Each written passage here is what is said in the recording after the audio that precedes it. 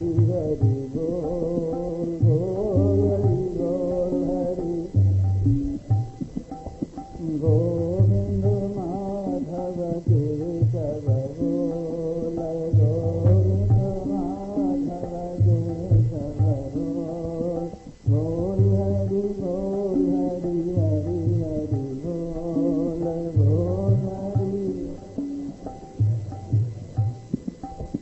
गोविंद माधव केशव बोल गोविंद माधव जग असार में सार रसना हरि हरि बोल जग असार में सार हरि हरि बोल बोल हरि बोल हरि जग असार में सार रसना हरि हरि बोल जग असार में सार। बोलो कृष्ण भगवान की जय, सियावर रामचंद्र महाराज की जय, उमावती महादेव की जय, पवन सुत हनुमान। बोलो भाई सब संतन की जय।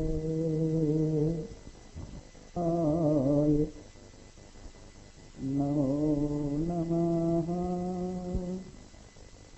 श्री कृष्णाय नमो नमः नारायणाय नमो नमः श्री कृष्णाय नमो नमः। सर्वानंद शिरो बिल्वः सर्वभूत गुहाशयः सर्वव्यापी च भगवान् तस्मात् सर्वगतः शिवः। महान् प्रभुर्वै पुरुषः सत्यस्यैष प्रवर्तकः सुनिर्मलामिमां प्राप्तिम् ईशानो ज्योतिरव्ययः।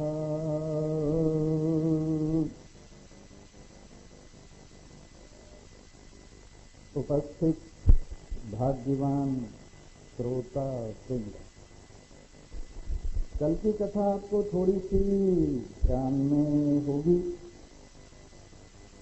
और इस कथा में ये बतलाया गया था कि जिन परमात्मा से कोई भी श्रेष्ठ नहीं है, जिन परमात्मा से कोई भी ऊंचा नहीं है,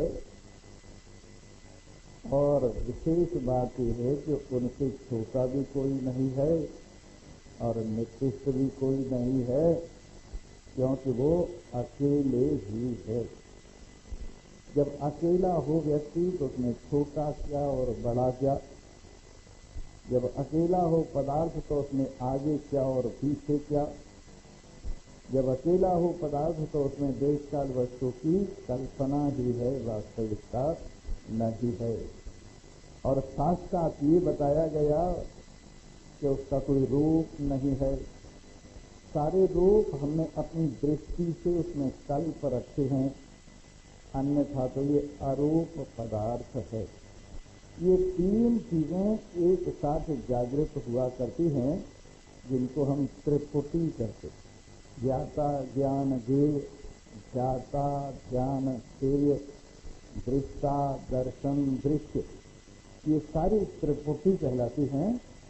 और जब भी स्वरूप से गफलत होती है तो ये त्रिपुटी उठ खड़ी होती है। जैसे स्वप्न में निद्रा दोष के कारण संस्कार जब त्रिपुटियों के रूप में विस्फुटित होते हैं तो वहाँ भी ज्ञाता ज्ञान ज्ञेय, ध्याता ध्यान ध्येय, दृष्टा दर्शन दृश्य, गंता गमन गंतव्य, भोजन भोक्ता भोज्य, ये सारी चीज, सारी त्रिपुटी जैसे स्वप्न में उठ खड़ी होती हैं नींद के बल से, उसी प्रकार यहाँ अज्ञान की नींद के बल से, अविद्या की नींद के बल से, माया की नींद के बल से ये सारी त्रिपुटी खड़ी हुई हैं। ज्ञाता ज्ञान ज्ञेय, ध्याता ध्यान ध्येय, गंता गमन गंतव्य, भोजन भोक्ता भोज्य, ये सारी त्रिपुटियां माया की वजह से भास रही है। अन्यथा तो सारा संसार क्या है कि मोह निशा सब शोभन हारा, देखें स्वप्न अनेक प्रकारा। ये पूरा संसार मोह की घनघोर रात्रि में सो रहा है और सो ही नहीं रहा, स्वप्न देख रहा। ये मेरा शरीर है, ये मेरे रिश्तेदारों के शरीर हैं, ये मेरा घर बार है, ये और लोगों के घर बार हैं, ये मेरे बाल बच्चे हैं, ये फलां के बाल बच्चे हैं, ये उसकी इज्जत आबरू है, ये मेरी इज्जत आबरू है, ये उसकी धन दौलत है, ये मेरी धन दौलत है। ये जो कुछ भी दिख रहा है सबका सब केवल संसार की मोह निशा का सपना। इस मोह की रात्रि से कोई कोई व्यक्ति जागता है और जब व्यक्ति जागता है तो ये सारी त्रिपुटियां निवृत्त होकर इन संसार के पदार्थों में मिथ्यात्व निश्चय हो जाता। दो प्रकार की निवृत्ति शास्त्र में कही गई है। एक तो होती है कारण से निवृत्त होने पर कार्य की निवृत्ति, या कार्य का कारण में लय हो जाना, और एक होती है बाध निवृत्ति। बाध निवृत्ति होती है जहाँ कोई पदार्थ किसी अधिष्ठान में कल्पित भासता है और उस अधिष्ठान का ज्ञान हो जाता है तो उस कल्पित पदार्थ की निवृत्ति हो जाती है। ये और फिर कभी कभी भासता भी रहता है, फिर बाध निवृत्ति है। जिस प्रकार से प्लास्टिक का सांप है, आपको मालूम हो गया कि प्लास्टिक का है, परंतु सांप पना उसमें तब भी दिखता रहता है। ये निश्चय हो गया कि सांप सच्चा नहीं है, सांप प्लास्टिक का है, पर सांप की शक्ल उसमें तब तक दिखती रहती है जब तक वो प्लास्टिक बना रहता है। जैसे आप देवी मंदिर में गए और वहां पर आपने पत्थर के दो शेर दरवाजे पर खड़े हुए देखे, आप भयभीत हो गए, लेकिन धीरे धीरे आपने उनको छुआ और देखा ही तो पत्थर के हैं, तो वहां पर जो शेरों का सत्यत्व है वो तो निवृत्त हो गया। लेकिन जब तक वो शिला बनी हुई है, शेर भागते ही रहेंगे, चाहे वो नकली ही हैं। तो इस रहस्य को जानकर, वास्तविकता को जानकर, अधिष्ठान को जानकर जो सोपाधिक भ्रम होता है उसमें तब तक पदार्थ भासता रहता है जब तक वो उपाधि रहती है। और निरुपाधिक भ्रम में जैसे रस्सी में सर्प है, सर्प का ज्ञान होने से फिर रस्सी की भासमानता नहीं होती है, ये निरुपाधिक भ्रम कहलाता है। तो ये सारा संसार सोपाधिक भ्रम है। सोपाधिक, इसमें उपाधि क्या है? प्रारब्ध की उपाधि है। आप इसको मिथ्या निश्चय कर भी लेते हैं, जान भी लेते हैं, तो भी जब तक प्रारब्ध है तब तक भासता रहेगा। जब तक प्रारब्ध है शरीर भासता रहेगा, जब तक प्रारब्ध है ज्ञानेंद्रियां भासती रहेंगी, जब तक प्रारब्ध है कर्मेंद्रियां प्राण अंतःकरण भासते रहेंगे, और जब तक शरीर की प्रारब्ध है सारा संसार भासता रहेगा। और उनके धर्म भी यथा योग्य भासते रहेंगे।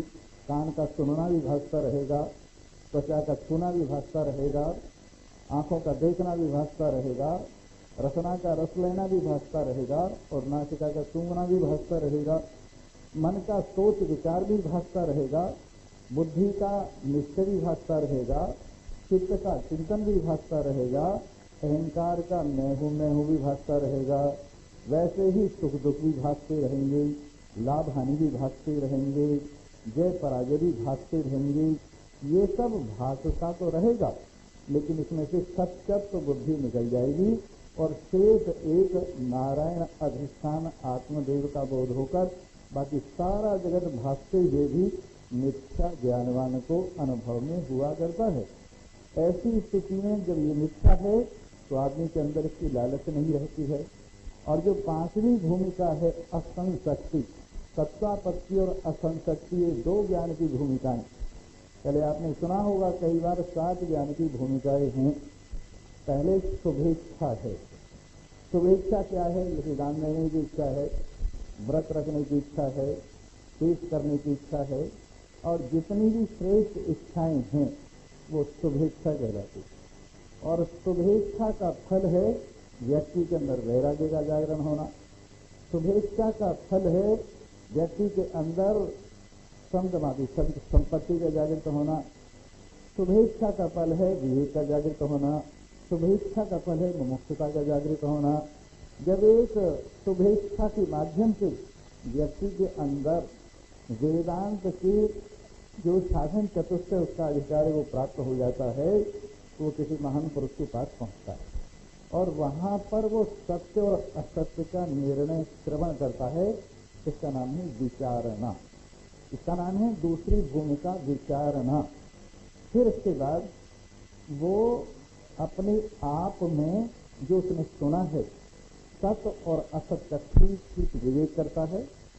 जो कुछ भी उसने सुना है उसको ठीक ठीक मापता है और उसके सारे जो प्रमाणगत संशय विपर्य हैं वो दूर हो गए हैं और मनन से संशय जो प्रमेयगत हैं और विपरीत भावनाएं हैं, विपर्य है, वो सब दूर हो गया है और अपने आप में धीरे धीरे निश्चय होता जा रहा है। इस विचार का नाम तन्मानता है। और जब विचार करके वास्तविकता को प्राप्त कर लेता है और अपने स्वरूप में स्थित होता है तो ये चौथी भूमिका सत्वापत्ति। सत्वापत्ति माने सत्व में, परमात्मा में, अपने स्वरूप में विराजमान हो जाना, इसका नाम है सत्वापत्ति। और इसका फल है असंशक्ति। संसार के सारे पदार्थों में से जो राग है वो निकल जाता है। जब परमात्मा की सत्य का अनुभव कर ली जाती है, जब स्वरूप का निश्चय हो जाता है, जगत के मिथ्यात्व को जान लिया जाता है, तो फिर इसमें संशक्ति आसक्ति नहीं रहती है। काम भी लेता है लेकिन फिर भी मिथ्या जानता है, काम भी लेता है पर मन नहीं लगाता, इसी दुनिया में रहता है। रामलीला यथा योग्य करता है लेकिन फिर भी वो जागा हुआ है और किसी पदार्थ में उसकी संशक्ति नहीं। अज्ञानी हर पदार्थ के अंदर राग रखता है, हर पदार्थ को अपना बनाना चाहता है, हर पदार्थ के पीछे पड़ा हुआ है, लेकिन ज्ञानवान ऐसा नहीं है, वो वैराग्य से संयुक्त होता है। अज्ञानी के घर पर राग का झंडा लहरा रहा है, ज्ञानवान के घर पर वैराग्य का झंडा लहरा रहा है और इसी से निश्चय किया जा सकता है कि ज्ञानी का घर है या अज्ञानी का घर है। इस प्रकार जब मोह की निशा से व्यक्ति जाग जाता है तो कैसे पता लगता है कि जानिए तब ही जीव जग जागा, जब सब विषय विलास विरागा। तभी समझिए व्यक्ति जाग गया। अपने आप को देखिए, आप जागे हैं कि नहीं, ये परखी अपने आप पर लगाइए और देखिए जब आप जाग गए हैं तो फिर वास्तविकता में टिक गए हैं और फिर किसी पदार्थ में आपका राग नहीं रह जाता। काम चलाऊ संसार है ये समझकर काम तो चलाते हैं पर किसी पदार्थ को अपना नहीं समझते हैं। सारे पदार्थों को सपना समझते हैं, ये ज्ञान का फल है। और इसी जागृति के लिए मंदालसा ने अपने पुत्र को कहा था कि शुद्धोति बुद्धोति निरंजनोति संसार माया परिवर्जितोति। शुद्धोति बुद्धोति निरंजनोति संसार माया परिवर्जितोति। संसार निद्रां त्यज मोह जालां मंदालसा वाक्यमुवाच पुत्रम। मंदालसा ने लोरी देते देते अपने पुत्र को जगाया। दुनिया की हर माँ लोरी देती है तो सुला देती, लेकिन इस माँ ने जगाया और क्या कहा, तो शुद्ध है, तू ज्ञान स्वरूप है, तू निर्मल है, संसार की माया तेरे में मिथ्या भास रही है। ये जन्म मरण, ये बंधन मुक्ति, ये सुख दुख, ये शरीर संसार, ये अपना पराया जो कुछ है, ये सब संसार का स्वप्न है और मोह की नींद में भाग रहा है। माया की वजह से भास रहा है। इसलिए हे पुत्र उठ और अनुभव कर चिदानंद रूप शिवोहम शिवोहम। इस वास्तविकता का अनुभव कर। तो ज्ञान स्वरूप है, वो आनंद स्वरूप है, तो निर्विकार है, तो नारायण है। न तेरे में कहीं जाना है, न तेरे में कहीं जाना है, न तुझ में कुछ बिगड़ना है, न कुछ तुझ में इसमें बनना है, न तेरी कहीं उन्नति है, न तेरी कहीं अवनति है। तू सदा एक रस निर्विकार नारायण है। इस प्रकार जब इस महिमा को जान लेता है, जिसका कोई किसी प्रकार से रूप नहीं है, आकार नहीं है, और जो निरामय है, जिसमें किसी प्रकार का विकार नहीं है, न बढ़ना है, न घटना है, न आना है, न जाना है, न काम है, न क्रोध है, न लोभ है, न मोह है, न राग है, न द्वेष। ऐसा निरामय पदार्थ आपका अपना स्वरूप है। यह एक विदु जिस इस निरामय को, इस अनाम अरूप को जो अपने आप में अनुभव करते हैं कि मैं यही, अरे मैं शरीर हूं, ये तो पशु पक्षी कीट पतंग भी जानते, मैं शरीर हूं, ये तो पेड़ पौधे तक भी जानते हैं, लेकिन मैं नारायण हूं, ये कोई कोई जानता है। वो समझता है कि शरीर मैं नहीं हूं, शरीर कपड़े हैं, कपड़ों की तरह से पहने जाते हैं और उतार दिए जाते हैं। स्थूल शरीर ही नहीं, सूक्ष्म शरीर भी कपड़ों की तरह से है, बढ़ता घटता रहता है, आता जाता रहता है, और ज्ञान होने पर इसको भी उतार दिया जाता है। इस प्रकार से ये अविद्या भी मुझ में मिथ्या भास रही है और मुझ में विपर्य झूठ मूठ खड़ा कर रही है। सत में असत बुद्धि, असत में सद बुद्धि, जड़ में चेतन बुद्धि, चेतन में जड़ बुद्धि, आनंद में दुख बुद्धि, दुख में आनंद बुद्धि, निर्मल में मल की कल्पना और मल में समलता की कल्पना। ये सारी कल्पनाएं मुझ में मिथ्या हैं। तो कारण शरीर, सूक्ष्म शरीर, स्थूल शरीर, जिसने तीनों को अपने आप से अलग समझा है और अखंड सबकी जो एक आत्मा अपना आत्मा है, उसको अपना स्वरूप समझा है, जो सब में अपनी आत्मा को देखते हैं, अपनी आत्मा को सब में देखते हैं, ऐसे महान पुरुष परमानंद में विराजमान यह एक विदुः, जो इस बात को जानता है, अमृतास्ते भवंती, वो अमर हो जाता है। लेकिन जो इस बात को नहीं जानता, दुख मेवापयंती, वो दुख को ही प्राप्त होता रहता है। देवपुरुषों के भाग्य में कहीं सुख नहीं, ज्ञानवानों के हिस्से में कोई दुख नहीं आया। ऐसा हुआ, एक था देवपुरुष और उसकी घरवाली का नाम था फजीती। समझते हो ना फजीती? हर वक्त जो झगड़ा करती रहे, हर वक्त जो रुलाती रोती रहे, घर में शांति न रहनी देवे, ऐसी कौन होती है? फजीती। तो बेवकूफ की घरवाली का नाम था फजीती। वो फजीती खो गई। बेवकूफ को बड़ी परेशानी हुई। वो पूछने लगा, भाई तुमने मेरी घरवाली देखी है? कहने लगे, तेरी घरवाली का क्या नाम था? कि फजीती था। और तेरा नाम क्या है? कि मेरा नाम बेवकूफ है। फिर चिंता मत करे, जहां पहुंचेगा वहीं फजीती मिल जाए। फिर तू चिंता मत करे, तेरे को हर जगह फजीती मिल जाएगी। तो अज्ञानी आदमी, बेवकूफ आदमी जहां कहीं भी जाता है वहीं दुख उठाता है। लेकिन ज्ञानवान जहां कहीं भी जाता है। क्यों स्वामी जी तुम्हें कौन सा शहर सबसे अच्छा लगता है? क्यों स्वामी जी तुम्हें कौन सा देश सबसे अच्छा लगता है?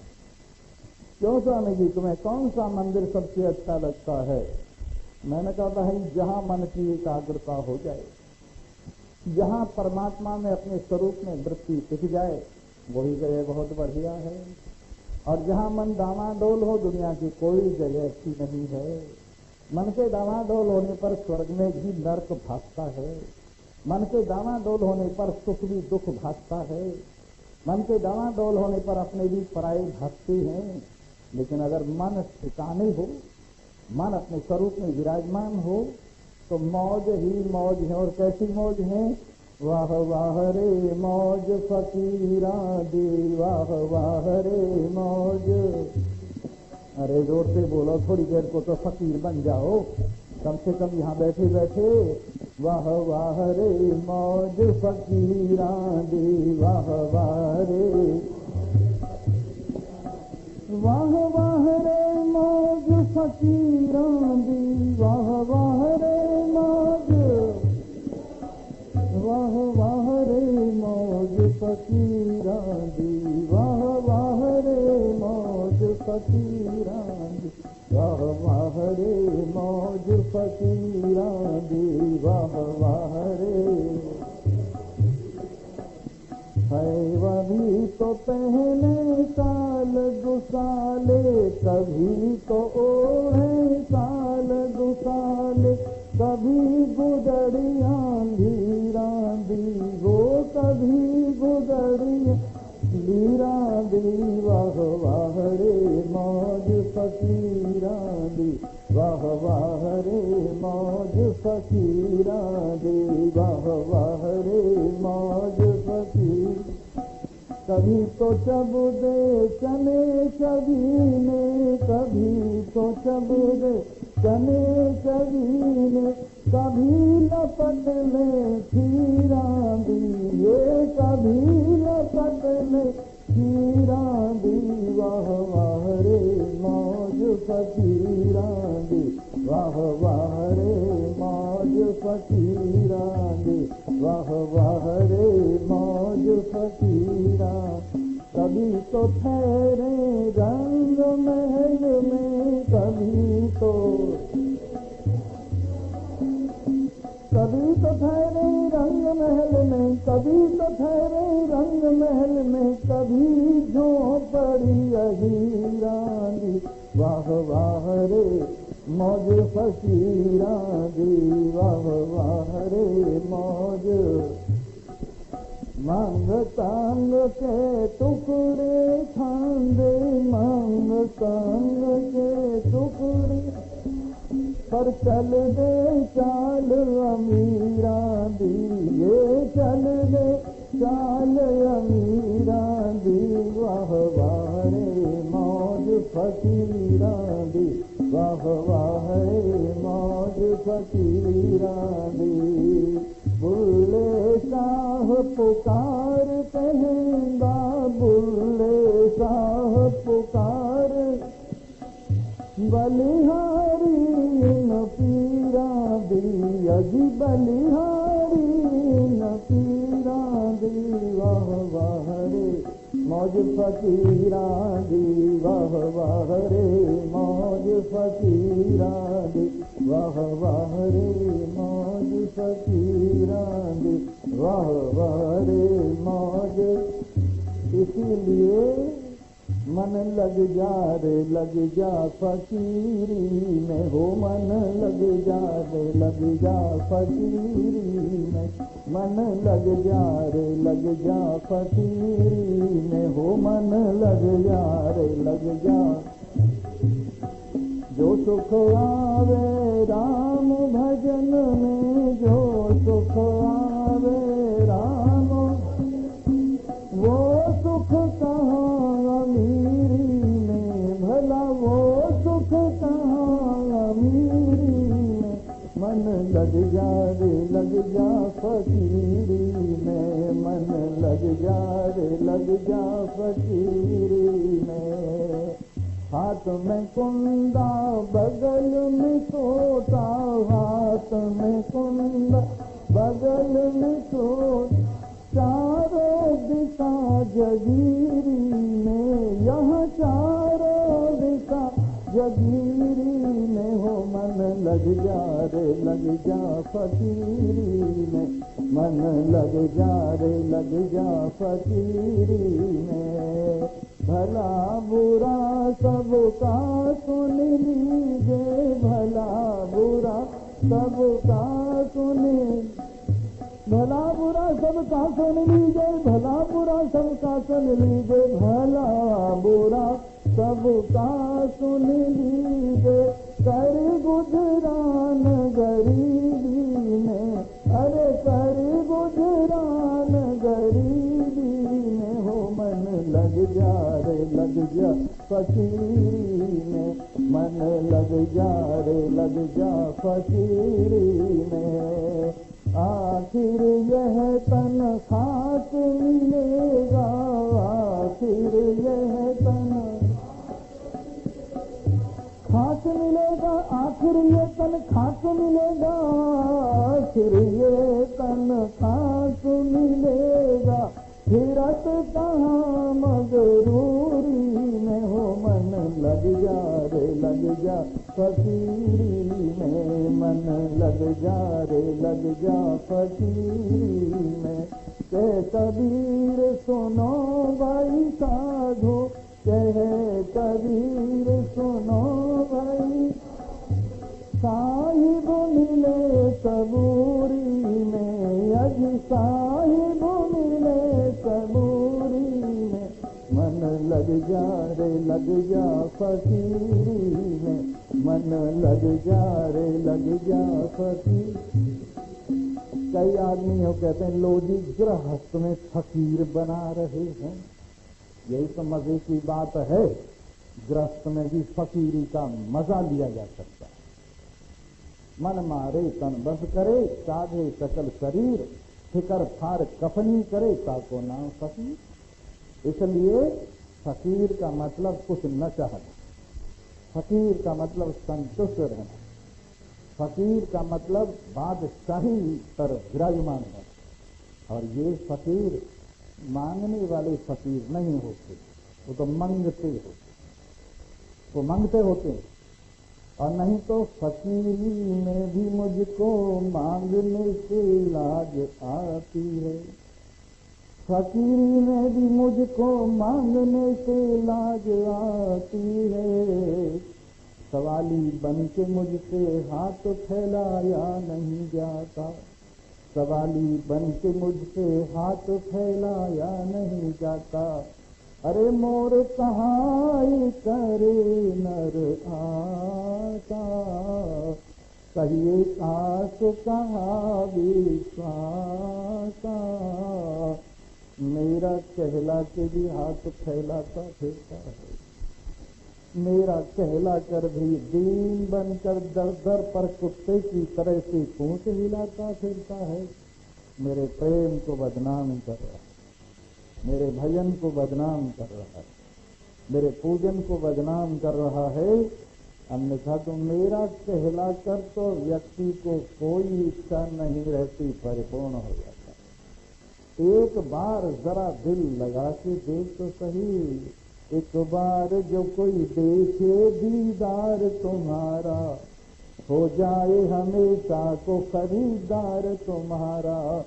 एक बार भी अपने प्रियतम का दीदार कर लीजिए अपने हृदय में, अपने हृदय में अपनी वृत्ति को लाकर आत्माकार भाव से दरवाजे खोलकर आवरण भंग करके अपने आप का दर्शन कर लीजिए, तो फिर आदमी को कोई चाहत, कोई मांग तांग इधर उधर की कोई भी इच्छा नहीं रह जाती है। और फिर मस्त हो जाए, राजी है हम उसी में जिसमें तेरी रजा है। या यूं भी वाह वाह है और ऊं भी वाह वाह है, मिल गया माल तो क्या परवाह, उतर गई खाल तो क्या परवाह। इस प्रकार ये निश्चिंतता किसको है? जो ज्ञानवान है, जीते जी अपने स्वरूप में विराजमान, जीते जी संसार की गुलामी से छुटे हुए, जीते जी इच्छाओं के मालिक, जीते जी ख्यालों के अधिपति, जीते जी सारे संसार के अधिपति।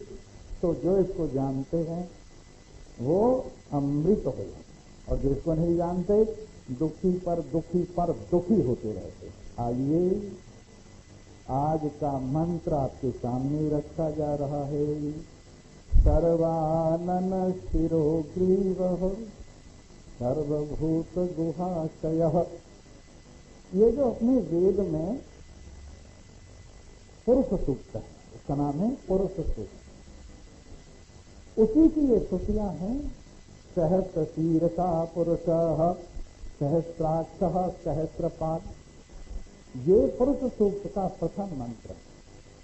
इसके अंदर कहा है ये परमात्मा सहस्त्र सिर का, हजारों सिर वाला है, हजारों आंखों वाला है, हजारों पैरों वाला है, और सारे संसार में रहते हुए भी पूरे संसार से 10 अंगुल ऊपर है, और सब वर्ण आश्रम सब इसी में विराजमान है, नदी नाले सब इसी में विराजमान है, पहाड़ पहाड़ियां सब इसी में विराजमान है।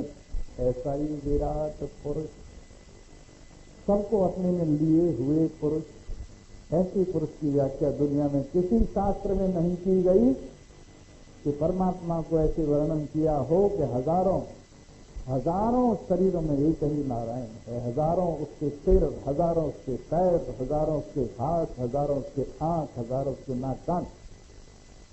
बहुत सी हैं आंखें पर देखने वाला इनके पीछे एक है, बहुत से हैं कान पर इनसे सुनने वाला एक है, बहुत से हैं पैर पर इनसे चलने वाला एक है, बहुत से हैं आनंद पर इनसे भोग लगाने वाला एक ही।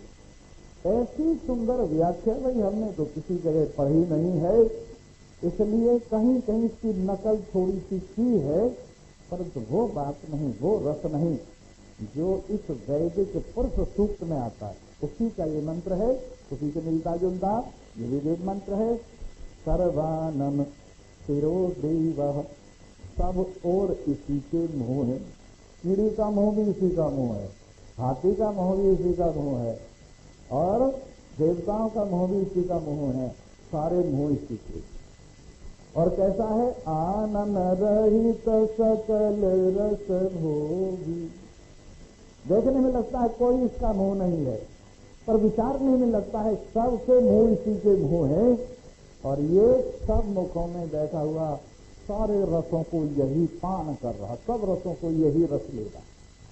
आनंद रहित सकल रस भोगी, और बिन वाणी बक्तावर जोगी। वाणी देखने में इसकी ऐसे लगता है कोई भी नहीं, पर सारी वाणी इसी की ही है, इसलिए वाणी प्रभु की सब में बोली, आप अडोल कबू नहीं डोली।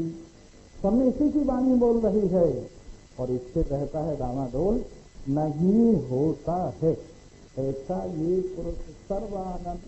कहाँ ढूंढने जाओगे? जहाँ किसी का मुंह उसी में नारायण, जहाँ किसी की आंख उसी में नारायण, जहाँ किसी के हाथ उसी में नारायण, और कण कण में वृंदावन है, और कण कण में मथुरा बसती, कण कण में राधा कृष्ण, और कण कण में लीला रचती। ये सब कण कण के अंदर। कोई आंख वाला ही तेरे यौवन का तमाशा देखे, कोई आंख वाला ही तेरे यौवन का तमाशा देखे। चश्मे कोर को क्या आए नजर क्या देखे। जिसके पास आंखें हैं वही दर्शन कर सकता है, दीदार कर सकता है, सब में दीदार कर सकता है। पर जिसके पास आंख नहीं है बेचारा, उधर तो आंख नहीं है और उधर सामने दर्पण नहीं है, ना दर्पण है ना आंख है, देखे क्या। इसलिए जिसके पास आंख है वो कभी वो नहीं कहता कि मुझे दर्शन नहीं होता। हमें तो सबने दर्शन उसी का हो रहा है। जब कोई नहीं होता तो कोई नहीं होने में उसका दर्शन होता है, जब कोई होता है तो कोई होने में उसका दर्शन होता है, जब सुख होता है तो सुख में उसका दर्शन होता है, जब दुख होता है तो दुख में उसका दर्शन होता है, जब सम्मान होता है तो सम्मान में उसका दर्शन होता है, जब अपमान होता है अपमान में उसका दर्शन होता है। सब उसी का दर्शन है। मुझको दीदार से फुर्सत, मुझको मेरे यार से फुर्सत ही नहीं। समझिए इस बात को, मुझको दीदार से फुर्सत ही नहीं, मुझको दीदार से फुर्सत ही नहीं, मुझको दीदार से फुर्सत ही नहीं, मुझको दीदार से फुर्सत ही नहीं, मुझको दीदार से फुर्सत ही नहीं। कर दिया तेरी मोहब्बत में गनी, कर दिया तेरी मोहब्बत में गनी, तेरी मोहब्बत में धनी, अब किसी से की जरूरत ही नहीं, अब किसी से की जरूरत ही नहीं, मुझको दीदार से फुर्सत फुर्सत ही नहीं, मुझको दीदार से फुर्सत ही नहीं। मैंने देखी है वो आंखें साथी, मैंने देखी है वो आंखें साथी। कैसी विचित्र आंखें, ये जो आंखें हैं सांसारिक साथी की तो गिरा देती, लेकिन वो उठा देती हैं त्रिलोकीनाथ की आंखें, महान पुरुषों की आंखें जिस पर फड़ जाती हैं वो यही आता है। और नशा पिला के गिराना तो सबको आता है, बात तो तब है जो गिरते को थाम ले साथी। तो मैंने देखी है वो आंखें साथी जो गिरतों को थाम लेती हैं और जो प्रेम का जाम देती हैं और जो कल्याण कर देती हैं। तो मैंने देखी है वो आंखें साथी, मैंने देखी है वो आंखें साथी। जामो मीना की अब हाजत ही नहीं, जामो मीना की अब हाजत ही नहीं, मुझको दीदार से फुर्सत ही नहीं, मुझको दीदार से फुर्सत ही नहीं। देखना है तो सब में यार को देख, देखना है तो सब में यार को देख, इससे बढ़कर के इबादत ही नहीं, इससे बढ़कर के इबादत ही नहीं, मुझको दीदार से फुर्सत ही नहीं, मुझको मेरे यार से फुर्सत ही नहीं। इसलिए सब आनंद इसी के, सारे मुख इसी के हैं। सब मुख्यालय में सबके मुख के अंदर यही झांक रहा है। और सिरो ग्रीवा, सारे सिर इसी के, सारी गर्दन इसी की है। सर्वभूत गुहाशय ऊपर ऊपर से भी यही है और अंदर भी सबके हृदय में यही बैठा हुआ। ईंधन भी यही है, अग्नि भी यही है, बल्ब भी यही है, बिजली भी यही है। अजीब है मेरा यार, पंखा भी यही है, बिजली भी यही है। तो मुंह वगैरह तो ऊपर का मामला हुआ, लेकिन इनके अंदर जो हृदय से बिजली आती है जिससे मुंह चमकता है, आंखें चमकती हैं, सिर हिलता है, यूं यूं यूं हिलता है। और सब खेल जो हो रहे हैं सबके हृदय में यही पावर का मालिक पावर हाउस बनाकर बैठा हुआ है।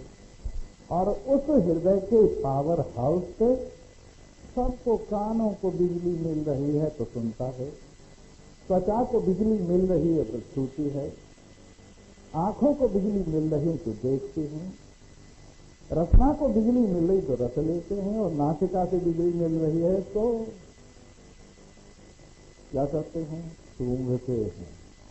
हाथों को वहीं से बिजली मिल रही है तभी चल रहे हैं, पैरों को वहीं से बिजली मिल रही तभी दौड़ रहे हैं, वाणी को वहीं से बिजली मिल रही है इसलिए बोल रही है, और गुदा पस्त को वहीं से बिजली मिल रही है अपने अपने काम में लगी हुई।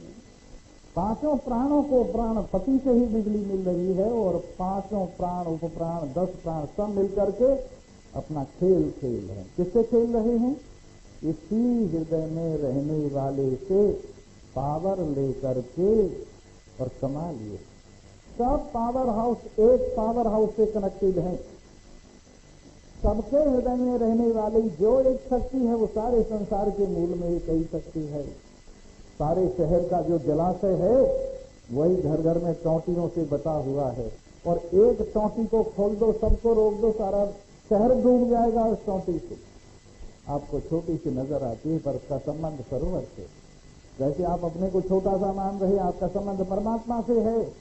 इसलिए हर जगह पर इसको देखिए, सब हृदय में यही धड़क रहा है। दिल धड़क धड़क कर बोले, प्रियतम की खिड़की खोले। दिल धड़क धड़क कर बोले, प्रियतम की खिड़की खोले। धड़क धड़क कर दिल कहता है आओ। मेरी धड़कन बता रही है कि दिलदार मुझ में ही है, कहीं दूर। दूर जाकर देखने की क्यों बेकार परेशानी, जहमत उठाओगे। जब अपने ही घर में खुदाई है तो गैर को सिजदा कौन करे। जब अपने ही घर में खुदाई है तो गैर को सिजदा कौन करे, फिर गैर को सिजदा कौन करे। जब अपने ही घर में खुदाई है तो गैर को सिजदा कौन करे, फिर गैर को सिजदा कौन करे। तू सामने आने सिजदा करूं तब लुत्फ है सिजदा करने का, तू सामने आने सिजदा करूं तब लुत्फ है सिजदा करने का। तू और कहीं में और कहीं, तू और कहीं में और कहीं, यो नाम को सिजदा कौन करे, यो नाम को सिजदा कौन करे। जब अपने ही घर में खुदाई है तो गैर को सिजदा कौन करे, तो गैर को सिजदा कौन करे। जब अपने ही घर में खुदाई है तो गैर को सिजदा। पर्दों तक ही सब सिजदे हैं और सिजदों तक ही सब पर्दे हैं। पर्दों तक ही सब सिजदे हैं और सिजदों तक ही सब पर्दे हैं। जब पर्दा हटा और एक हुआ फिर एक को सिजदा कौन कर। जब पर्दा हटा और एक हुआ फिर एक को सिजदा कौन कर। जब अपने ही घर में खुदाई है तो गैर को सिजदा।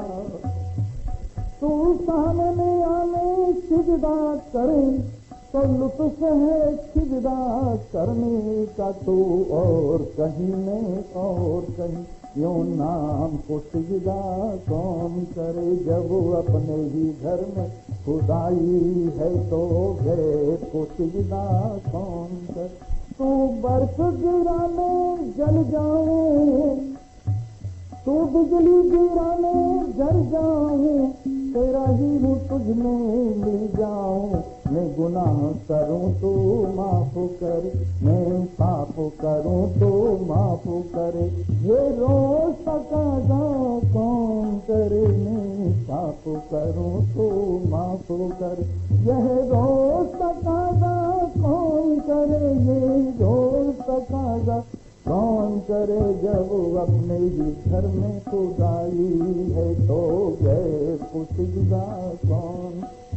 जी हाँ, ये समझ में अगर बात आ जाए, सर्वव्यापी भगवान, वो भगवान सर्वव्यापक है, सब कुछ उसमें है, सब में वो है, इसलिए सर्वगतः शिवः, इसलिए उसको सर्वगत शिव बोलते हैं। एक मंत्र में और आज उठा रहा हूँ कल के लिए, पर आज थोड़ा सा बता देता हूँ। महान प्रभुर्वै पुरुषः सत्यस्यैष प्रवर्तकः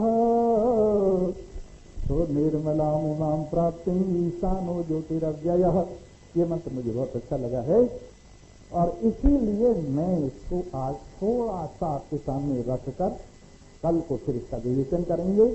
महान प्रभुर्वै पुरुषः, पुरुष सब पुलियों में शयन करने वाले, सभी शरीरों में रहने वाले, सभी शरीरों को प्रज्योतित करने वाले, सभी चलती फिरती नगरियों को दैदीप्यमान करने वाला पुरुष ये महान है, इससे महान कोई नहीं है। जब महान के साथ आपकी दोस्ती हो गई तो फिर छोटे मोटों की क्या जरूरत रह गई।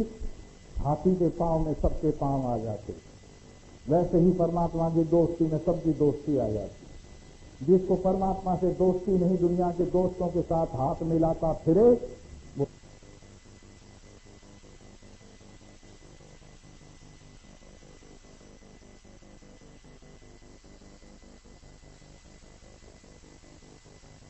नहीं देता। सुख में साथ, दुख में साथ, लाभ में साथ, हानि में साथ, देश में साथ, परदेश में साथ, हर समय साथ रहता है। इसलिए महान प्रभुर्वै पुरुषः, ये निश्चय पूर्वक पुरुष में रहने वाला महान है। और सत्य तैष प्रवर्तक, यही सबकी बुद्धियों को प्रेरणा देके कल्याण के रास्ते पर ले जाता। क्या सुंदर शब्द, सत्य ऐष प्रवर्तक। सत्य माने हृदय, क्योंकि सतगुण का परिणाम होने के कारण अंत है कि उनको सत्य कहे। सत्य ऐसा प्रवर्तक, ये परमात्मा ही सबकी बुद्धि को प्रेरणा देता है। जब इसकी कृपा हो जाती है तो अंदर से भगवान को पाने के लिए भूख जग जाती है। जब इसकी कृपा हो जाती है तो मुमुक्षुता परिपूर्ण रूप में जागृत होती है। जब इसकी कृपा हो जाती है, पहली कृपा मनुष्य शरीर के रूप में हमें मिली, दूसरी कृपा परमार्थ के पथ में चलने की प्रेरणा के रूप में मिली, और तीसरी कृपा महान पुरुषों के साथ के रूप में मिली है। ऐसी तीनों कृपा करने वाला ये परम पुरुष सबकी बुद्धि को यही प्रेरणा देता। सत्य ऐसा प्रवर्तक, और किनकी बुद्धियों को विशेष रूप से जो उसकी तरफ मन लगाते हैं उनको अच्छे रास्ते पर प्रेरणा देता। वैसे तो बुरे आदमी को भी प्रेरणा देता, आपका आश्चर्य होगा। जब भी कभी आपकी बुराई मन में आती है तो फौरन कहता है गलत सोच रहे, लेकिन आप मानते नहीं। जब भी आप गलत बोलते हो, अंदर से आवाज आती है गलत बोल रहे हो, लेकिन आप मानते नहीं। जब भी बुरा कर्म करते हो, अंदर से आवाज आती है गलत कर रहे हो, लेकिन आप मानते नहीं, क्योंकि ये सदा सबको अच्छी प्रेरणा देता है, किसी को गलत प्रेरणा नहीं देता। सत्य ऐसा प्रवर्तक, सबके हृदयों को प्रेरित करने वाला सात्विकता की ओर। और सुनिर्मलाम इमाम प्राप्ति ईशानो ज्योतिरव्ययः, सबसे निर्मल प्राप्ति भगवान की प्राप्ति। दुनिया में लोग कहते हैं मुझे धन की प्राप्ति हो गई, चोर पीछे लग जाएंगे। अगर धन की प्राप्ति तुझे हो गई, चोर पीछे लग जाएंगे, डाकू पीछे लग जाएंगे, आतंकवादी पीछे लग जाएंगे, और गवर्नमेंट पीछे लग जाएगी। क्या प्राप्ति हो गई? यौवन की प्राप्ति हो गई, बल की प्राप्ति हो गई, रोग पीछे लग जाएंगे, भोग पीछे लग जाएंगे। क्या प्राप्ति? बड़ा मकान मिल गया, नौकर चाकर रखने पड़ेंगे, सफाई करते करते जान निकल जाएगी, क्या की प्राप्ति है? क्या प्राप्ति? ये प्राप्ति तो सब छिन जाने वाली प्राप्ति, लेकिन ये प्राप्ति भगवान की प्राप्ति। अरे वाह वाह, कर दिया तेरी मोहब्बत ने धनी, तेरी मोहब्बत ने वास्तव में धनी बना दिया। तो निर्मलाम इमाम प्राप्ति, ये प्राप्ति सबसे बड़ी निर्मल प्राप्ति है।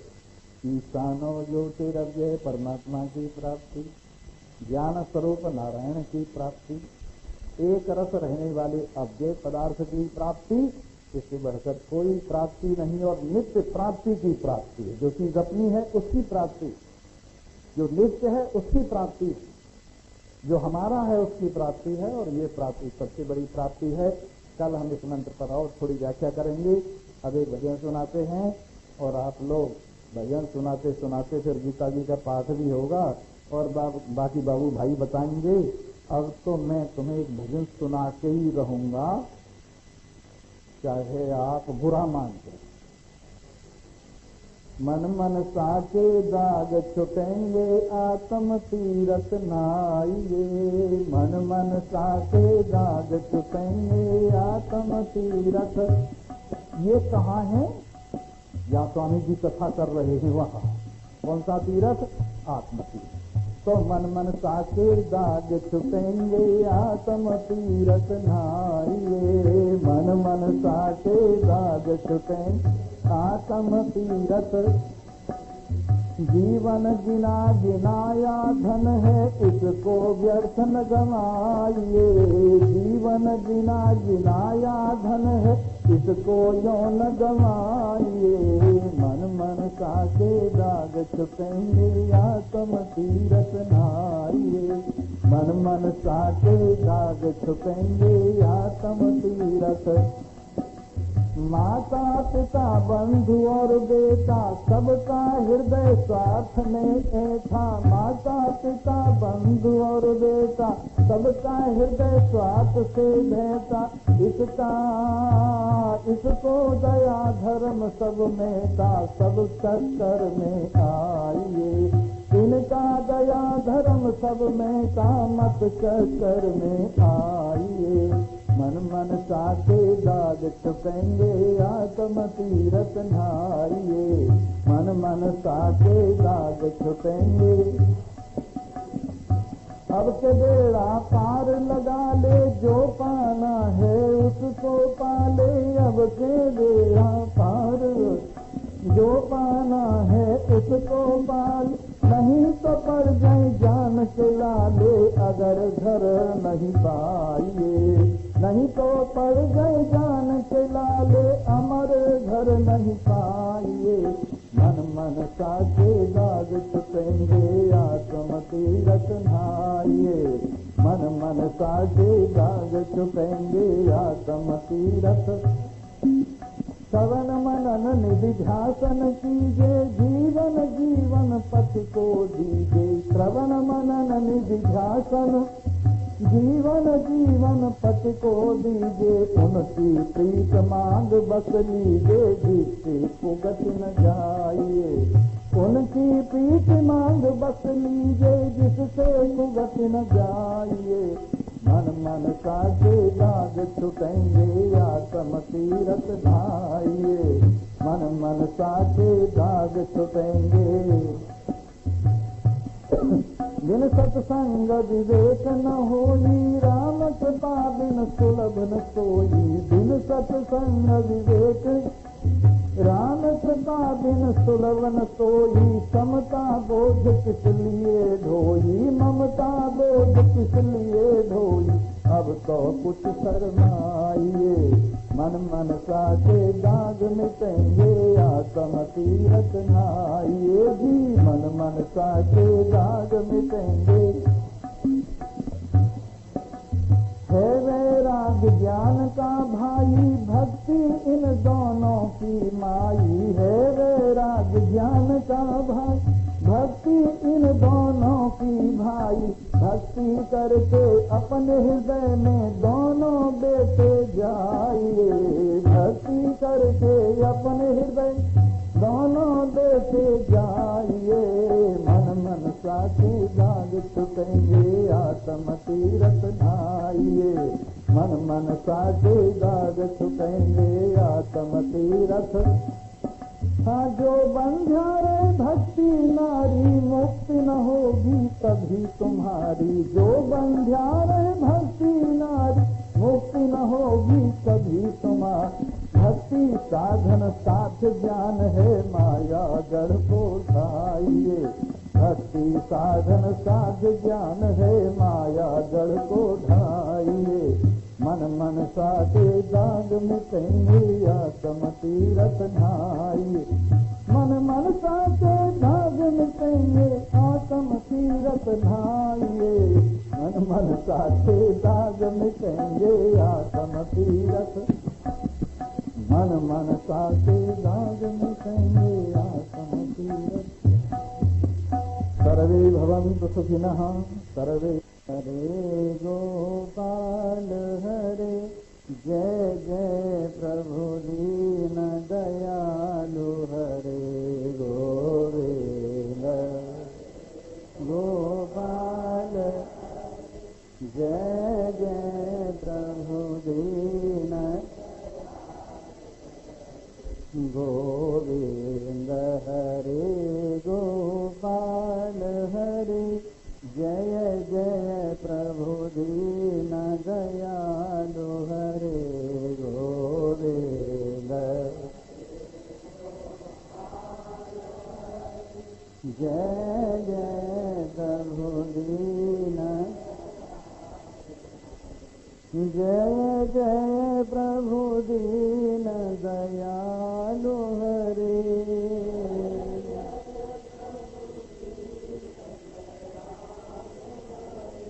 जय जय प्रभु दीन दयालु। हरे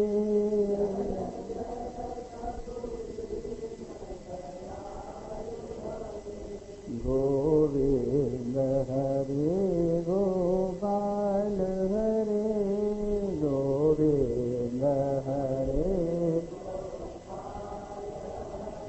जय जय प्रभु दीन दयालु हरे, जय जय प्रभु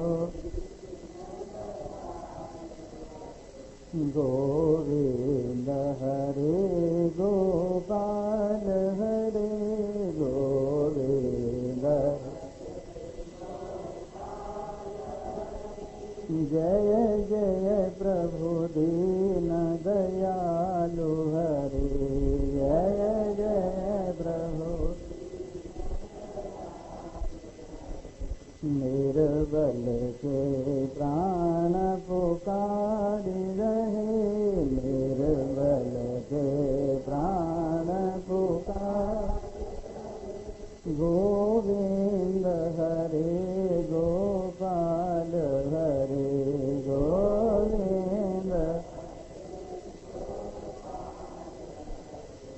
हर श्वास पे ये झनकार रहे, हर श्वास पे ये झन, गोविंद हरे गोपाल हरे गोविंद हरे, जब आकाश हिमालय सागर में, आकाश हिमालय पृथ्वी पाताल चराचर में, पृथ्वी पाताल, आकाश हिमालय सागर में, आकाश हिमालय पृथ्वी पाताल चराचर में, पृथ्वी पाताल, यह मधुर बोल गुंजारी रहे, यह मधुर बोल गुंजा, गोविंद हरे गोपाल हरे गोविंद, निर्बल के प्राण पुकार रहे, गोविंद हरे गोपाल हरे, निर्बल के प्राण गोविंद, जब दया दृष्टि हो जाती है, जब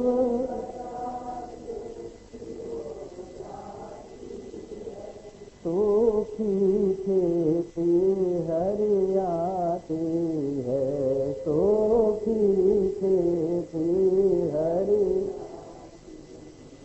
जब दया दृष्टि हो जाती है, जब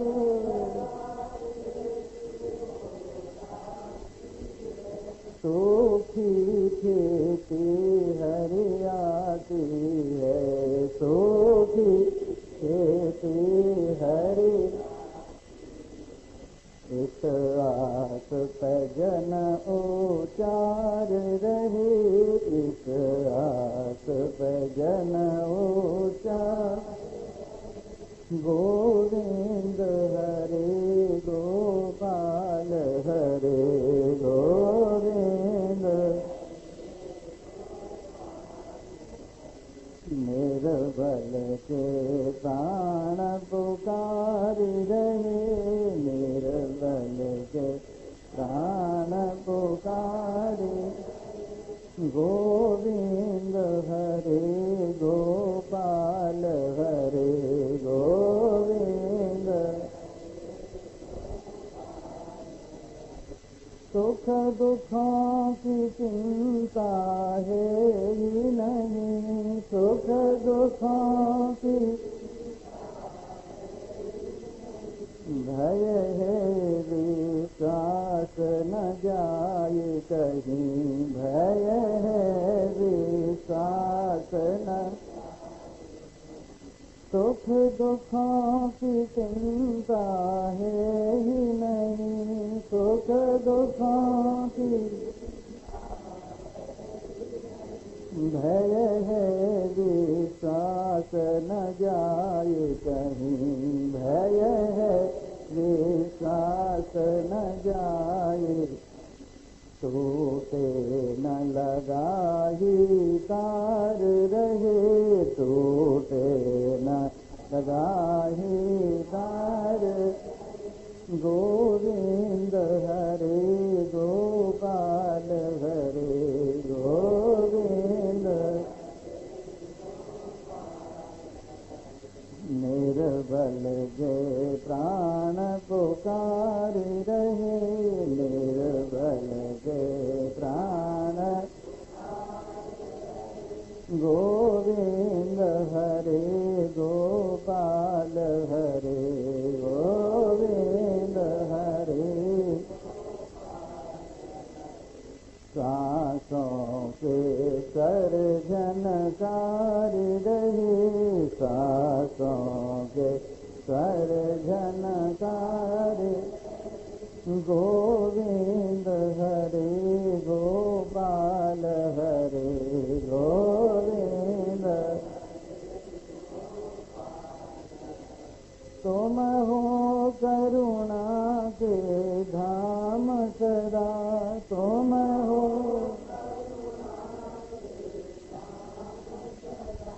सेवक है राधे श्याम सदा, सेवक है, तुम हो करुणा के धाम सदा, तुम हो सेवक है राधे श्याम सदा, सेवक है राधे श्याम, बस इतना ही सदा विचार रहे, बस इतना सदा विचार, गोविंद हरे गोपाल हरे गोविंद, निर्बल के प्राण पुकार रहे, निर्बल के प्राण पुकार, गोविंद हरे गोपाल हरे गोविंद, हर सांस पर ये झनकार रहे, हर सांस पर ये झनकार, गोविंद हरे गोपाल हरे गोविंद, गोविंद हरे गोपाल हरे गोविंद हरे गोपाल, जय जय प्रभु दीन दयालु हरे, जय जय प्रभु दीन, गोविंद हरे गोपाल हरे गोविंद हरे जय जय प्रभु दीन दयालु हरे, जय जय प्रभु गोविंद हरे गोपाल हरे गोविंद,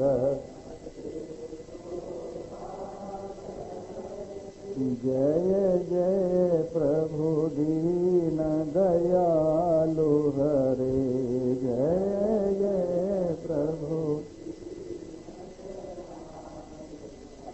बोलो कृष्ण भगवान की जय, सियावर रामचंद्र महाराज की जय, उमापति महादेव की जय, पवन सुख हनुमान की, बोलो भाई सब संतन की।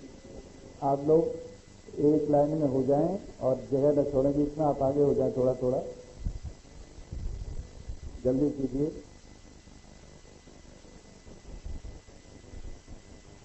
जितनी तुम्हारी सीधी लाइन होगी उतना निशाना बढ़िया लगेगा। बोलो सच्चिदानंद भगवान।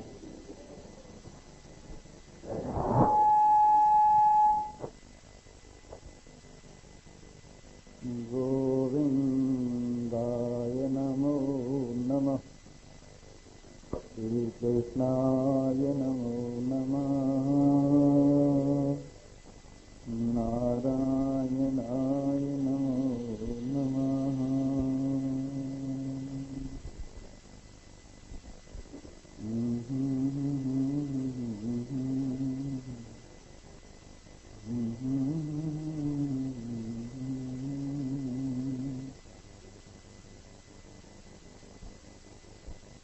महान् प्रभुर्वै पुरुषः सत्सत्यैष प्रवर्तकः सुनिर्मलामिमां प्राप्ति ईशानो ज्योतिरव्ययः।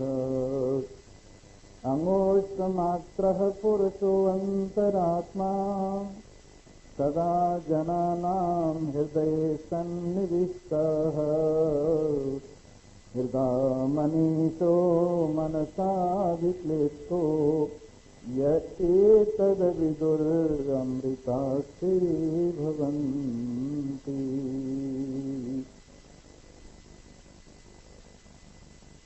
उपस्थित भाग्यवान श्रोता वृंद, कल आपने सबसे श्रेष्ठ जीवन में प्राप्ति क्या है ये श्रवण किया, और वो श्रेष्ठ जीवन में सबसे निर्मल कल्याणकारी जो प्राप्ति है वो भगवान की प्राप्ति, जो भगवान ज्ञान स्वरूप है, अव्यय है, कभी भी व्यय होने वाली नहीं है, एक रस है, निर्विकार है, निरामय है। उन भगवान की प्राप्ति जो नित्य प्राप्ति की प्राप्ति, इसको नित्य प्राप्ति की प्राप्ति क्यों कहा जाता है? इसका कारण ये है कि भगवान सबका आत्मा है और सबका आत्मा होने से सबको नित्य ही प्राप्त है। लेकिन थोड़ी सी अविद्या के कारण ये प्राप्ति अप्राप्ति की हुई रहती है। जिस प्रकार से किसी दर्पण के या तस्वीर के ऊपर धूल चढ़ी हुई हो और आपको तस्वीर दिखाई न देवे और आप समझें तस्वीर मेरे पिताजी की खो गई है, और फिर उस पर से धूल झाड़ दें तो आपको ये लगता है कि मुझे मेरे पिताजी की तस्वीर प्राप्त हो गई। वो आपके हाथ में थी, आपको प्राप्त थी, लेकिन थोड़ी सी धूल चढ़ने के कारण आप उसको ठीक समझ नहीं रहे थे। उसी प्रकार भगवान सबका आत्मा होने से सबको नित्य ही प्राप्त है, लेकिन अविद्या के कारण, नासमझी के कारण, बहिर्मुखता के कारण इस प्राप्ति को हर वक्त अप्राप्त ही हुआ मानता है। लेकिन जब महान पुरुषों की कृपा से अविद्या की निवृत्ति होती है, अविद्या की धूल झड़ती है, तो ये नित्य प्राप्त की प्राप्ति है जो अपने आप में अनुभव की जाती है। चिदानंद रूपः शिवोहम शिवो। ऐसी निर्मल प्राप्ति जिनको हुई है उनको यूँ समझिए कि सब कुछ मिल गया है। मालिक मिल गया तो मिल्कियत कहाँ रहे? संसार भर का जो मालिक है उसके मिलने पर संसार की मिल्कियत का क्या मूल्य रहा? इसलिए भगवान से मिलने पर सब कुछ मिल जाता है, और भगवान मिलकर कभी बिछुड़ते नहीं हैं। भगवान अपना आत्मा है, उनसे मिलकर परिपूर्णता अनुभव होती है, उनसे मिलकर आनंद स्वरूप का अनुभव होती है, उनसे मिलकर अजरता, अमरता, विनाशता महसूस होती है, उनसे मिलकर जीवन मुक्ति का आनंद मिलता है। इसलिए सबसे श्रेष्ठ प्राप्ति परमात्मा की प्राप्ति है। जो परमात्मा तीनों लोकों के अधिपति, तीनों लोकों के अधिष्ठान, तीनों लोकों को दैदीप्यमान करने वाले परम ज्ञान स्वरूप हैं और अव्यय हैं। आइए, आज का मंत्र बहुत अच्छा है। वैसे तो हर मंत्र अच्छा है। अब आपको क्या कहें, उपनिषद जैसा आध्यात्मिक रस पान कराने वाला कोई प्याला नहीं। ये भगवान श्री हरि की स्वयं की ही प्रदान की हुई महिमा है, जिससे भगवान का साक्षात्कार होता है। वेदांत सूत्र जो उपनिषदों की व्याख्या है, व्यास जी ने उपनिषदों की व्याख्या वेदांत सूत्र रूप में की है। तो वहां पर कहा है, सबसे पहला सूत्र तो आपको कई बार सुनाया है, अथा तो ब्रह्म जिज्ञासा। अथ माने सारे प्रपंच को देख लेने पर, मंगल स्वरूप कल्याण स्वरूप परमात्मा देव जब वैराग्य होता है तो उनको जानने की इच्छा होती है। जब श्लोक और परलोक के सारे भोग दुख रूप महसूस होते हैं तो इस अव्यय पदार्थ को जानने की इच्छा होती है। इसलिए अतः माने मंगलाचरण रूप में अथ का प्रयोग हुआ है। और थोड़ा सा मैं आपको बताता चलूं, मंगलाचरण 3 प्रकार का होता है। एक मंगलाचरण होता है वस्तु निर्देशात्मक मंगलाचरण, जिसमें ये बताया है, मंगलाचरण में ही बता देते हैं कि हम क्या वस्तु आपके सामने प्रस्तुत करने जा रहे हैं। ये कहलाता है वस्तु निर्देशात्मक मंगलाचरण। एक होता है आशीर्वादात्मक मंगलाचरण, जिसमें आचार्य और शिष्य दोनों मिलकर भगवान से आशीर्वाद मांगते हैं कि हमारा ये कार्य निर्विघ्न पूरा हो जाए, हमारे इस कार्य में किसी प्रकार का झंझट न हो।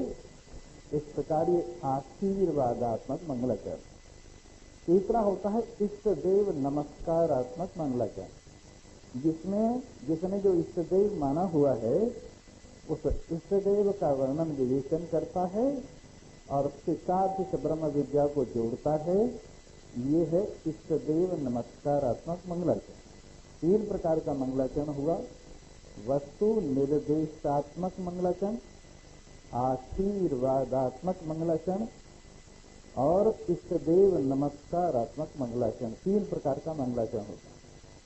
इसके बाद 3 हेतु है मंगलाचरण के किस लिए किए जाता है। एक तो निर्विघ्न कार्य पूरा हो जाए, कोई विघ्न न पड़े, इसलिए मंगलाचरण किया जाए। और एक इसलिए किया जाता है कि आस्तिक परंपरा बनी रहे।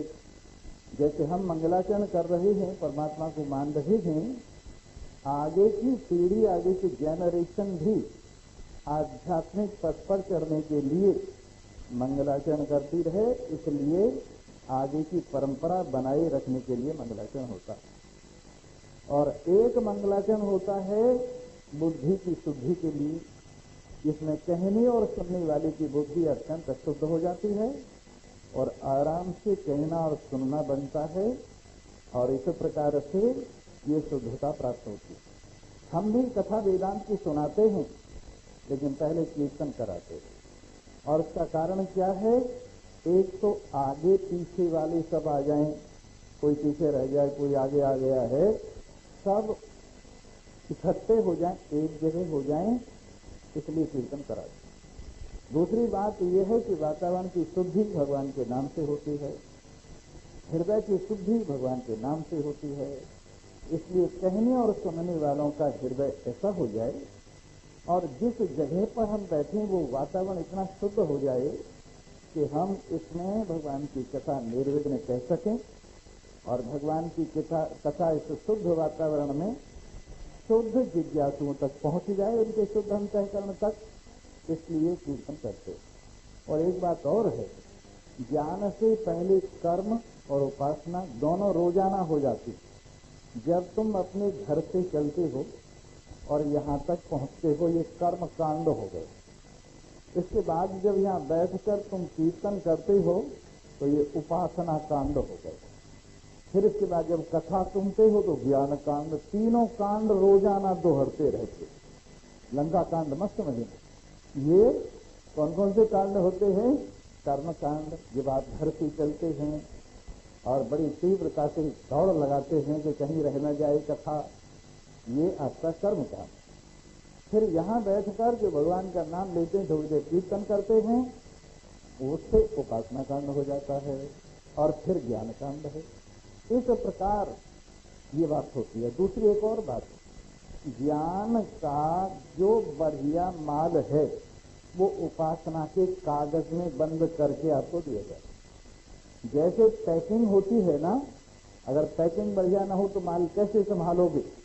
इसलिए वेदांत के इस ज्ञान के माल को हम इस कीर्तन की पुड़िया में बंद करके आपको देते, जिससे कहीं बिखर न जाए, जिससे कहीं खराब न हो जाए, जिससे आपके लक्ष्य और मंजिल तक पहुंच जाए। इसलिए बीच बीच में कीर्तन भी कराते हैं और कभी कभी भक्ति के दृष्टांत भी देते हैं, वो भी इसीलिए कि मिठास बना रहे। पर वो भी कभी मेरे से अलग है परमात्मा, इस भावना को लेकर कुछ भी नहीं कहा जाता है। आइए, तो आज का मंत्र है अंगोष्ठ मात्र पुरुषो। बात चल रही थी अथा तो ब्रह्म जिज्ञासा। इस मंगलाचरण के बाद अब ब्रह्म की जिज्ञासा है वैराग्य होने पर। और एक कहावत है, यद हरवई, जिस दिन वैराग्य हो उसी दिन अधिकार मिल जाता है ज्ञान सुनने का। यद हरे गिरदे तद हरिव सन्यासी, जिस दिन वैराग्य हो उसी दिन सन्यासी हो जाए। इस प्रकार अतः ब्रह्म जिज्ञासा, ब्रह्म की जिज्ञासा है। ब्रह्म क्या है? जन्माद्यस्ति अतः, जिससे संसार का जन्म होता है। जन्म आदि, जन्म से आदि क्या है? जन्म स्थिति लय, ये जन्मादय है।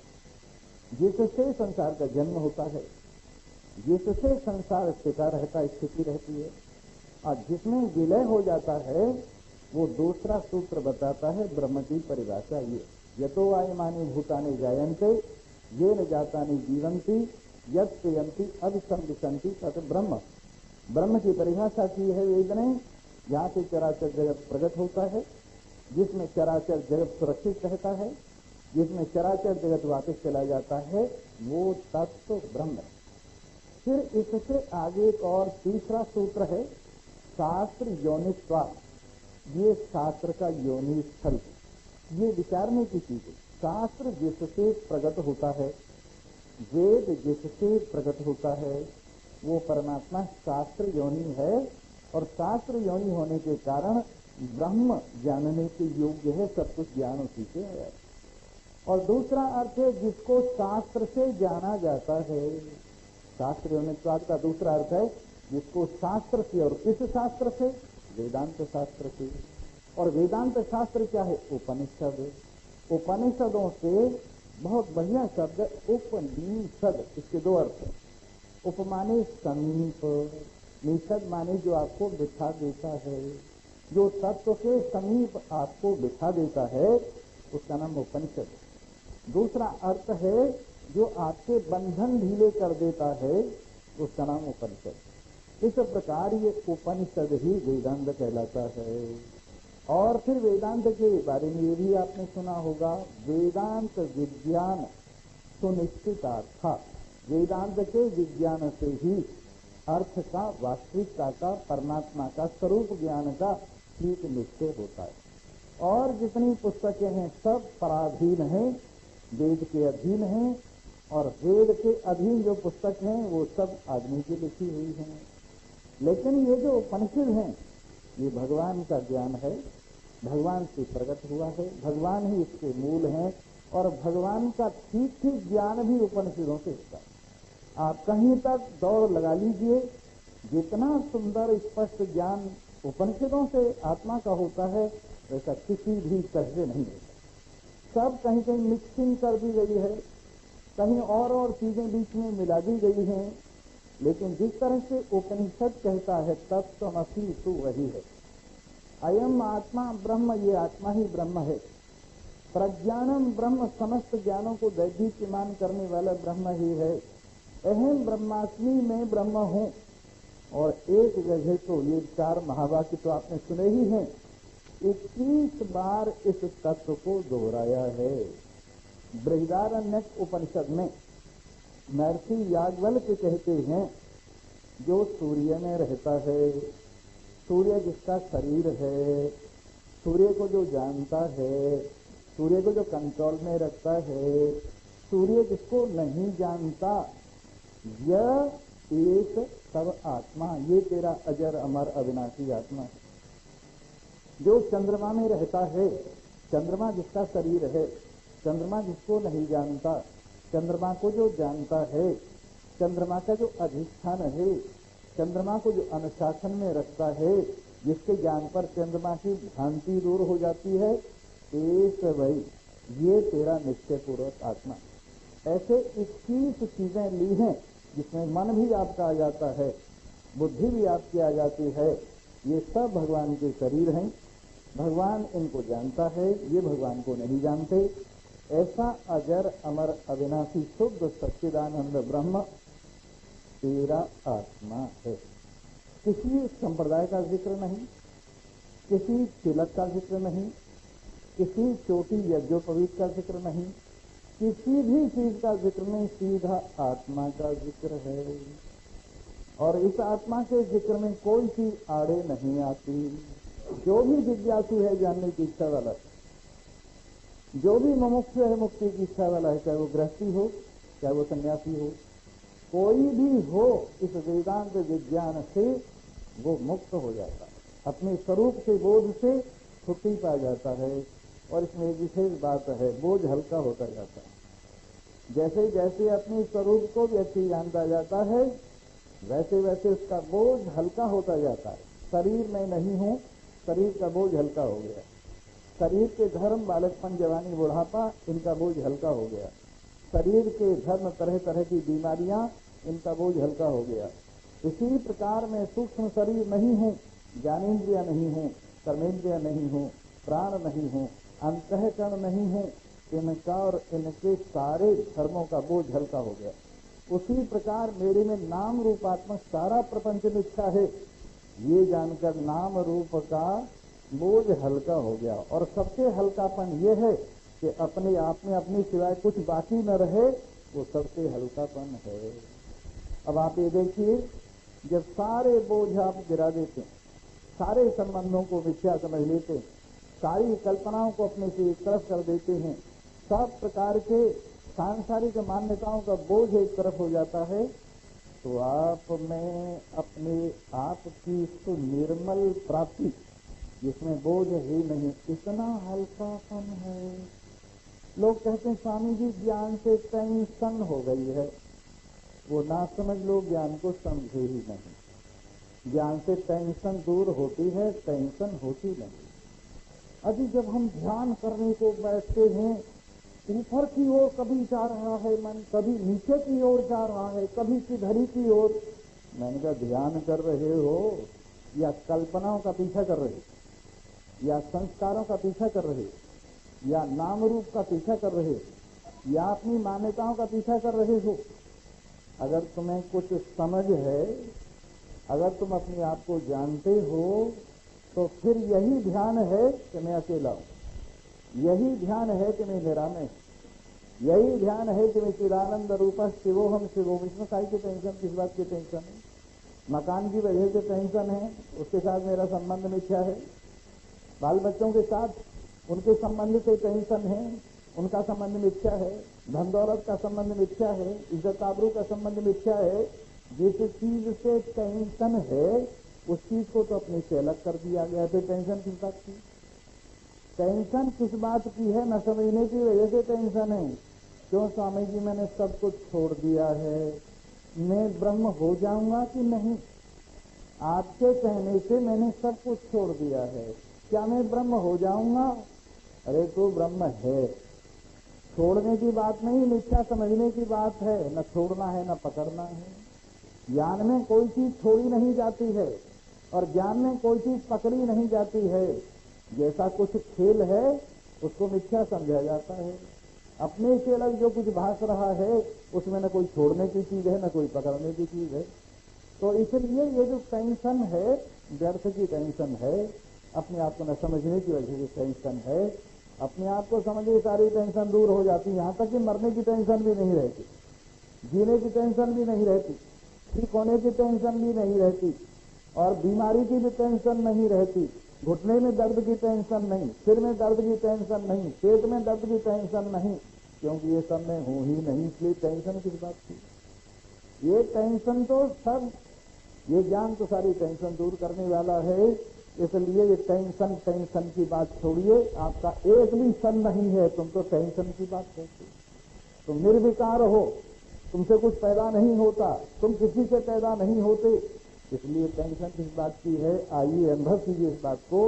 अंगुष्ठ मात्र पुरुषो अंतरात्मा, हृदय के अंदर जो पोल मानी गई है, हृदय के अंदर इतनी पोल माने खाली जगह है, वो अपनी अपनी अंगूठे की बराबर है। जितना बच्चे का अंगूठा है तो उसके हृदय की पोल उसके अंगूठे की बराबर है, बड़े का अंगूठा है उसके हृदय की पोल उसके हृदय की बराबर है।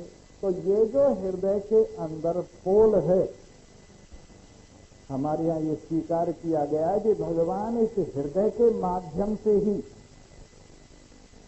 प्रतिबिंबित तो होकर के इस शरीर की गाड़ी चला रहे। हमारे अंदर दो प्रकार से परमात्मा की उपस्थिति है, एक सामान्य रूप से और एक विशेष रूप से। सामान्य रूप से तो परमात्मा हर वस्तु का अधिष्ठान है, हर वस्तु का आधार है, सब कुछ इससे ही उत्पन्न हुआ है, सबका अभिन्न निमित्तोपादान कारण यही है, इसलिए सामान्य रूप से तो सब में विराजमान है। ये तो उपस्थिति हुई सामान्य रूप से, पर जब अंतःकरण में प्रतिबिंबित होता है तो डबल चेतन हो जाता है, एक सामान्य चेतन और एक विशेष चेतन। अंतःकरण में प्रतिबिंबित होता हुआ चिदाभास रूप से जो विशेष चेतन है और सामान्य चेतन है, दो दो चेतन जहां है वहां चलना, फिरना, सोचना, विचारना, और उसमें ये एक विशेष बात बताएं, अंतःकरण के विकास के ऊपर निर्भर करता है। अंतःकरण ज्यों ज्यों विकसित होता जाता है त्यों त्यों चिदाभास भी उतना ही विकसित प्रतीत होने लगता है। जैसे एक पेड़ के अंदर अंतःकरण है पर उतना विकसित नहीं है, इसलिए उसमें चिदाभास भी उतना विकसित नहीं है। उसी प्रकार से मनुष्य शरीर में आकर दसों इंद्रियां और अंतःकरण परिपूर्ण रूप से विकसित हो जाते हैं, इसलिए चिदाभास इसमें परिपूर्ण रूप से विकसित भासता है। इसलिए मनुष्य शरीर में ही आत्म साक्षात्कार हो सकता है, दूसरे शरीर में इतनी योग्यता नहीं। वहां अंतःकरण इतना विकसित है ही नहीं कि जो अपने स्वरूप का बोध हो सके। इसलिए उपनिषद ने कहा है, आप अंतःकरण के माध्यम से परमात्मा को ऐसा देख सकते हैं जैसे दर्पण में मुंह देख रहे हैं। जैसे दर्पण में मुंह देख रहे हैं, आपका अंतःकरण शुद्ध है, आपका अंतःकरण एकाग्र है और आपकी आत्माकार वृत्ति है, तो ऐसी स्थिति में आप अपना मुंह ऐसे देख रहे हैं जैसे दर्पण में अपना मुंह देखा जाता है। और पितृलोक में भी दर्शन होता है, पर वहां धूप और छाया की तरह से होता है। गंधर्व लोक में भी दर्शन होता है, लेकिन वो दर्शन बदलता हुआ क्षण में बदलने वाला होता है। इसलिए न तो गंधर्व लोक में आपका दर्शन ठीक आपको हो सकता है, और पितृलोक में अभी आप गए नहीं हैं, जाने की जरूरत भी नहीं है। इस मनुष्य शरीर के अंदर ही आप अपने स्वरूप का बोध प्राप्त कर सकते हैं। अंतःकरण की ऐसी शक्ति, मनसैवेदम माप्तव्यम लेह नानास्ति किंचन, ये मन के माध्यम से ही बड़े सुंदर ढंग से